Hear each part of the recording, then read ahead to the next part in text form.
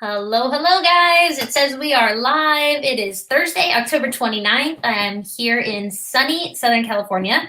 Just got back to the computer from Laguna Beach, and it was 72 degrees, no wind. The ocean looked like a swimming pool. It's pretty awesome.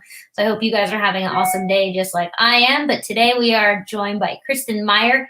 She is broadcasting in Seattle, and I'm super excited for today's episode because she is an awesome realtor, but she's also a personal friend, and she knows my dog, Lola. She got to spend some time. Lola, she's so cute. So welcome to the show, Kristen. How are you today? Thank you, Danae. I'm doing great. I'm so psyched to be here, and I'm happy to report that it's sunny and warm-ish here in Seattle, so all things are good.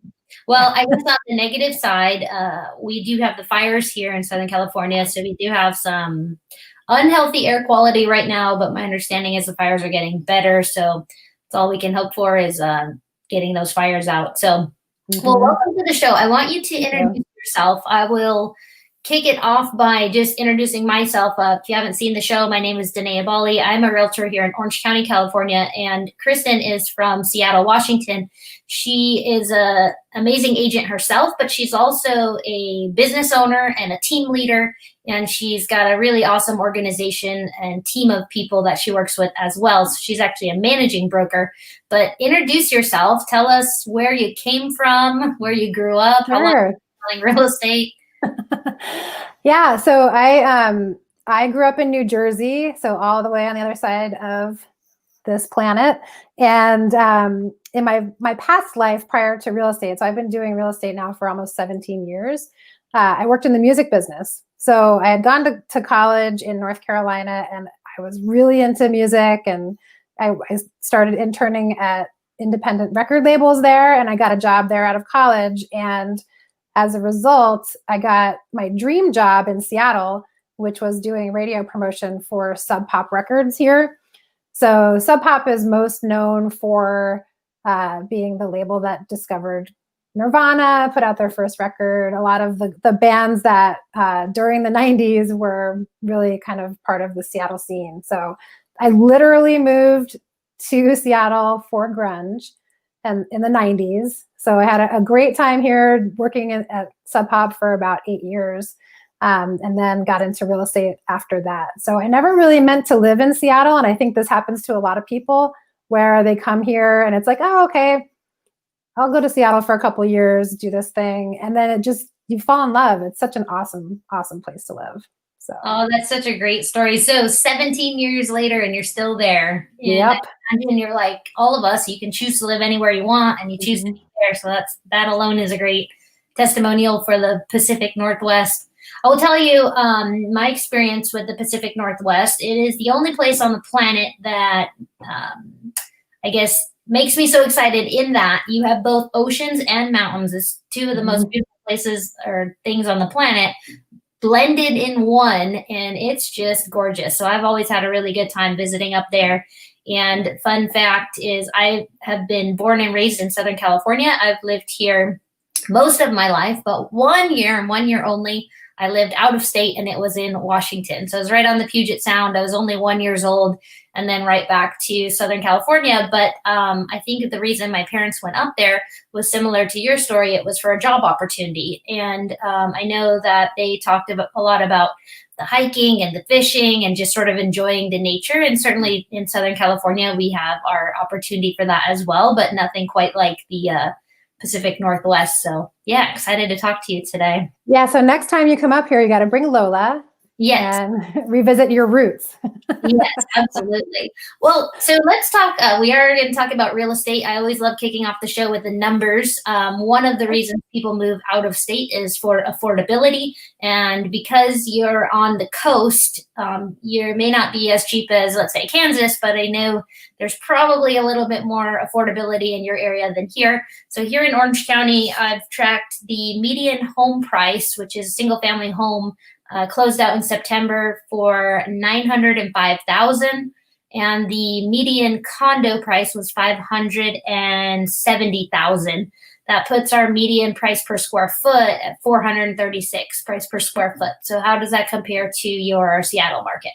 So we are we're probably one of the more expensive areas in the Northwest, but much less expensive than Orange County, it sounds like.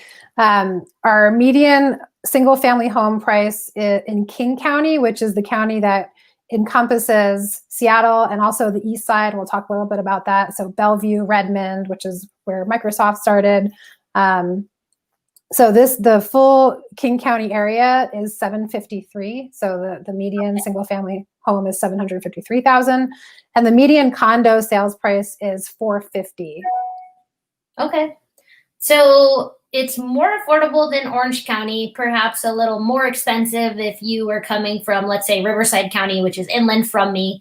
But overall, not bad pricing. And I know one of the things that's always been attractive to me about Washington from the financial perspective is no state income tax. So that kind of helps with that. But tell us about the area overall. So I think a lot of people think of Seattle and they picture the Space Needle and just sort of like the high-rise downtown area. But is there more lay of the land? What can you tell us about just sort of the area overall? Sure. So the city of Seattle is, it's actually not on the coast. It's on the Puget Sound, which is, we're a good hour and a half from the actual Pacific Ocean. We're right between the Cascade Mountain Range, which separates Seattle from the east side of the state, and the Olympics, which are out on the Olympic Peninsula on the west side. So we're in the middle of two massive, really beautiful mountain ranges. And that's kind of why our weather the clouds tend to hang out here a little bit. Seattle itself is built on, developed on the Puget Sound, and then on the other side is Lake Washington. So dividing the downtown Seattle area from the east side is Lake Washington. And Seattle is similar to San Francisco, I think, as far as it's a city of neighborhoods, and there are a lot of hills and bridges. So infrastructure is challenging. There's a lot of old little drawbridges that separate sort of big population centers. So that's been something that Seattle has been dealing with over the course of the last few decades, is transportation as our population has grown. Yeah. So the urban area is down where the Space Needle that you see, and South Lake Union, which is where a lot of the tech development is happening, and downtown Seattle. That's all right on the Puget Sound. Okay. So what do you think is fueling all that growth? Because Seattle Metro, I guess, is seeing a big population growth. Is it the jobs? I mean, what's the driver? A lot of the job driving is coming from Amazon. So Amazon has really ramped up fast. They have built most of their office space in South Lake Union or downtown Seattle. So, and they're a huge employer. They're growing like crazy. And even this year, with the surprise of COVID and the pandemic and how everything has changed, Amazon is one of those companies that has obviously flourished through that. So I think it used to be back in the old days that Boeing and Microsoft were the big employers here. And if there were any issues in software or in aerospace, that it would really affect the economy. There was a joke, I think, in the 80s where Boeing was going through a downturn, and they put up a billboard on the West Seattle Bridge that said, "The last one to leave Seattle, turn out the lights." Like, because Boeing went down and everyone left. Yeah. So interestingly, now we actually just heard this morning that Boeing is planning on laying off another 31,000 people here in the Puget Sound region, which is a huge amount of jobs. They're a big, big employer here. But the difference between now and in the 80s, when that sign went up, is that there's just a lot more diversification in the job corps. So a lot of it's tech driven. Facebook is growing quite a bit here. There's a good talent pool for software engineers. So I think that and it's much less expensive than Silicon Valley. So a lot of those companies are setting up shop here. Yeah, it's all relative, the pricing, but yes, it is a lot less than the San Francisco area. And I don't know, Google's not in your area, right? They are, yeah. Yep. Google? They have a big, they've been growing over the course of the last like 3 or 4 years. And from a transportation standpoint, what about, like, you guys have a subway or something, don't you? We have a light rail system, which is relatively new. So the the light rail line that runs from basically University of Washington down to SeaTac Airport, which is the major airport that serves this city. That was completed, I think, maybe 6 or 7 years ago. Okay. But they're doing offshoots from that line that will bring in the east side, like we talked about, so Bellevue, and they're extending further north and south and more into the neighborhoods, because before it was kind of a good way to get back and forth from UW to the airport, but now people that live in the neighborhoods are actually able to use light rail to commute more and more. Okay, awesome. So, and then I guess with COVID, there's a lot more opportunity to work from home, but yet I'm always a big fan of public transportation. And so many cities in, let's just say, the United States don't have a good system. So it's always exciting when a city has kind of embraced it and is doing that, because I don't know if you've been to Europe, but when I went, I was like, wow, everyone the train. Well, growing up on the East Coast too, we had a really good train system. So going from New York to Boston or DC, like it was easy to travel to other cities on the train. Yeah. We have a lot of bike riders here. So like that's been a big push to provide bike lanes and transportation that way. So Seattle's very environmentally friendly. We're really conscious of the fact that one of the amazing things that makes this city so beautiful is our natural environment. So there's a big push towards less driving. That's awesome. So tell us what else is there to do, because certainly one of the reasons people move there is for jobs, maybe affordability, but a big one is lifestyle. So if you move up there, what can you talk about as far as like the, I guess, entertainment options from the recreational side of things? I think that the primary source of recreation for people is anything outdoors. So we have, an hour away or less, we've got skiing and snowboarding and cross-country skiing. There's a lot of snow sports that happen in the winter. And then kayaking. I mean, there's water everywhere. So people do kayaking, biking, like a lot of outdoor sports. If you're not into that, there's a great culinary scene. Like Seattle has kind of exploded in the last 10 years with having great restaurants, which many, unfortunately, we've lost during the pandemic. But there's a pretty amazing foodie scene. Coffee's amazing too. The coffee is so good here. So, and there's like, it's not Starbucks, Starbucks, yes, but there are independent coffee shops all over the city, craft breweries. There's just a lot of creative people here. And I think maybe that's driven by the weather. So we have long, sort of dark, rainy winters, and people just hole up inside and get creative. So there's a lot of the arts, the music scene here is still amazing. Hopefully we'll get back to being able to see bands perform live again, because I think that's a huge part of our culture. We have a really incredible non-commercial radio station here called KEXP, and it's independent radio, and they are like on the forefront of breaking new artists. They're an incredible radio station. So there's just a really, really robust music and arts community. Yeah, that makes such a good vibe in a community when you have kind of the artists in the area. So what about beer and music and beautiful things? Yeah. And then what about major sports teams? I am not a sports fan. However, as a real estate investor, one thing I always look for is if the city has a major sports team, then that means they're sort of, I don't know, on the map. Sports teams don't go into an area unless the city warrants it. And you guys do have Seattle Seahawks, who I'm not a big football fan, but I'm pretty sure they do pretty good.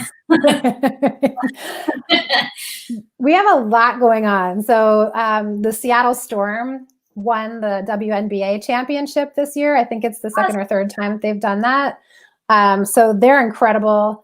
And the Seahawks, they just lost their first game. They were undefeated this season, but we've got Russell Wilson. I'm not a big football fan either, but you can't really not get into the Seahawks, because like every Friday is Seahawks Friday, and everyone in the entire city is wearing Seahawks gear. So the city gets really excited about it. And we just we have our first National Hockey League franchise, the Kraken, who have just been named, and they start their first season, I believe, next year. So that's super exciting. We used to be the home of the Seattle Supersonics NBA team, until they were bought by Oklahoma City. So there's a lot of bad blood here about the Sonics. But got it. Yeah. So that did they build them a new stadium? they did. So they renovated the former Sonics arena, Key Arena. And I think it's going to be the Amazon Climate Change Arena. Oh, cool. That's exciting. It is exciting. I hope we all get to return to sporting events and concerts before we know it. I did my first online concert last weekend, and it just wasn't the same. The TV volume. Maybe that's a thing. We have to start getting like home entertainment centers so it's better sound quality, but nothing quite as exciting as being an actual. Yeah, I can't wait for that to come back. Yeah. So we talked a little bit about the weather. You're kind of in the mountains, but you're also on the Puget Sound. I believe the Puget Sound is saltwater because I went wakeboarding there. For you. Huh. Yeah, I went wakeboarding there and I felt pretty buoyant. That's not necessarily a scientific answer, but I think it's saltwater. You're right and you're wrong. So it's a little bit of both. There's the saltwater comes in from the ocean. I don't mean to sound stupid. How else can I describe it? But then there's fresh water flowing in from the rivers. So it's a kind of a mix, but it is saltwater. Well, let's just keep in mind we are real estate agents, not scientists, but we do know how the water flows. But I ask because as far as the weather, what trips me out and what I love about the Pacific Northwest or your area is you're kind of at the beach, but yet you're in the mountains. So as far as the weather, do you guys get snow or is it just sort of that rain or cold, or can you tell us more about the weather? So we tend to get snow in the higher elevations, and Seattle is at sea level. So in the city, it's often pretty mild in the winter. Like we have the dark, rainy season, and usually 1 or 2 times a year we'll have a really good snowfall. But usually you have to go up into the mountains a little bit to get to the snow. But it's not far, and it's pretty easy to get high up in the elevation. So there's a lot of skiing nearby. But the actual city itself does not know how to handle snow. When it snows, we freak out and panic, and they close the schools for a week, and it's fun. Yeah, that's like us in Southern California when it rains. We're like, oh, what do we do? Just stay home. So let's talk about the real estate, because there's certainly the high-rise area that I think most people are going to think of when they think of Seattle, but there's also sort of the suburbs. So what can you tell us about your housing supply? So the neighborhoods, the suburbs inside the city, each one has its own little personality and its own kind of little downtown core. And they're pretty in demand. So those neighborhoods there's low inventory. It's pretty expensive, competitive. As you move a little bit further outside of the city, you don't have to go far to get into a rural experience or just a more affordable experience. So we're starting to see a lot of growth, especially with people not being so concerned about the commute. A lot of the outlying suburban areas have been really growing a lot all along, but have totally taken off this year. New construction? Pardon? New construction? New construction in the city of Seattle is largely infill development. So lots will be bought that had old like 1920s homes on them, and the zoning has been changed for density. So then they'll build townhomes there to try and get more density in those neighborhoods. The new construction single family home market is happening more in the outside areas, so a little bit further out of the city. Okay, so it seems like you could kind of go high rise and condo, or you can go rural, horse property. You kind of have a really good mix up there. Yeah, I feel like we have a little bit of everything. And even in the neighborhoods, you will have different types of housing on one street. So you might have a street in a neighborhood where it's like there's mid-century modern home, and then like a 1930 craftsman, and then a 1980s, whatever those were, an 80s house. So it's a real, and then like a brand new modern. So there's not a lot of homogenous development. It's very eclectic. So, are there any kind of cookie cutter HOA subdivisions where you have a choice of tan, tan, or tan when you go to paint your house? 'Cause we do have that in Orange County.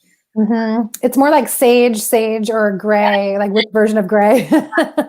There's more than 50 apparently. So that those developments are happening more out in the and it's not far, like neighborhoods like Woodinville, Issaquah on the east side, Auburn further south, Kent. Like those are some of the more affordable areas where there was a lot of agricultural land that has been slowly being developed into housing developments. Okay, got it. And what about sort of extra fees? So you're not necessarily going to run across HOA fees, but how about property taxes, or is insurance expensive there? Anything like that? I don't think the insurance is much more expensive than anywhere else here. We also have an earthquake issue, but it doesn't happen enough for people to we're on a fault line.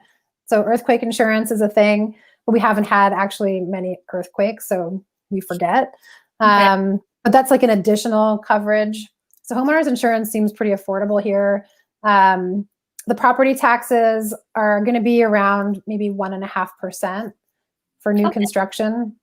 So a lot of the older stock of homes is sort of delayed on the county assessor catching up. So if you have an older home, the property taxes are much more affordable. That's interesting.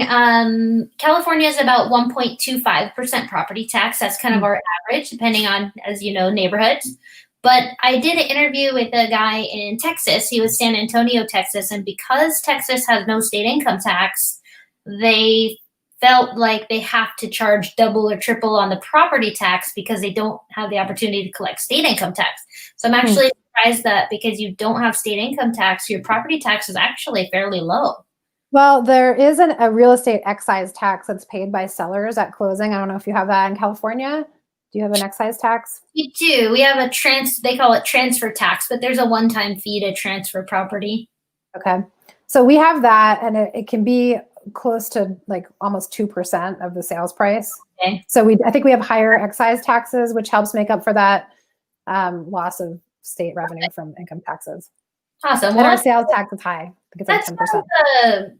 It's never a fun bill to pay, but if during the course of living there you don't have that state income tax, I think that's a fair trade-off. Seems to be a good So I think way. that's why we have, to get to your earlier question, we have like retirees coming here, I think, for that reason.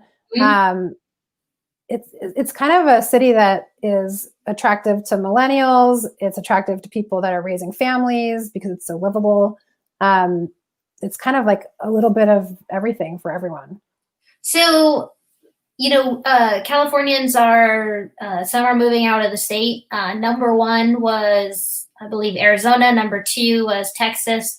And number three is Washington. But even though it's technically in third place, all three of those states are getting a ton of Californians. So are you seeing specifically Californians, or do you kind of see the melting pot where you've got people from all over the country coming? We've always had a consistent migration of Californians to Washington State and vice versa, I think. So I think we're very used to a lot of Californians moving here. There have been times when I think Seattle has had a reputation of being like, the Californians are coming and they're making everything expensive, But now that we just are expensive, I think everyone's gotten over that. You guys are welcome. Seriously. Yeah, good. Come on. So one final quick question. So as far as investment goes, do you see any opportunities there? Are you guys building tiny homes? Are you doing the new ADU law, which is accessory dwelling unit? Basically, you can put a guest house in your backyard. Anything from maybe the investment standpoint you can touch on? Sure. I think there's two big opportunities, and one of them you just mentioned, we call them DADUs. So we have the dedicated additional dwelling unit, or detached. Sorry, it's detached additional dwelling unit. Okay. So the Seattle laws were very prohibitive to that prior, but they've adjusted them so that if you do build a little cottage in your backyard, you can rent it out, and you don't have to own or occupy. So that used to be something where you had to own or occupy if you were going to rent out your additional dwelling unit. Yeah. So that they've changed that to encourage affordable housing and density. So properties that are set up for that, if they have a good detached garage footprint that you could work off of, then those are definitely good investor opportunities. And then the condo market is really soft right now. So I think because we have a lot of people moving out of the downtown core because of the pandemic and not needing to be close to their work anymore, we're seeing a softening in the condo market. It's chugging along okay, but I think that there's actually some really good deals to be had out there right now. So if you're a condo buyer in Seattle, it's a buyer's market. There's great stuff available, and it's relatively inexpensive compared to rent. So we have a high rent, our rental market is expensive. We have a condo right now in West Seattle that's like a view of the Puget Sound, and it's beautiful. It's 2-bedroom, over 800 square feet, and it's on the market for $450, and it would have sold last year for probably $5. Wow. I wonder, that almost might even make a good vacation home. I mean, you probably buy it and put a renter in it if you're a Californian, or if you're local and you want to move up there, that might be a really great entry point home. But I think one of the coolest things right now on the market is because the interest rates are so low, many times it's more affordable than buying or renting, we're seeing that for sure. If you know of anybody who lives in the desert and wants to do like a house swap up here, talk to me, because I want to go to the desert of California in the winter, and then we could get like a little share of the condo, work it out. Oh, that's so cool. All right, so there's your plug, guys. If you're listening, if you want to do a house swap, you can contact Kristen. Anything else that you can give our listeners a tip on, something they should know as a Californian moving to the area? Maybe they'll embarrass themselves if they, I don't know, order their drink wrong way, or anything locals know that we should know. There's no In-N-Out burger. Okay. Get over it. Does not exist. A funny sort of folklore about Seattle is this thing called the Seattle Freeze. Have you heard of that? No. So Seattle has a reputation for being kind of stoic. So I think we have a huge Scandinavian culture here.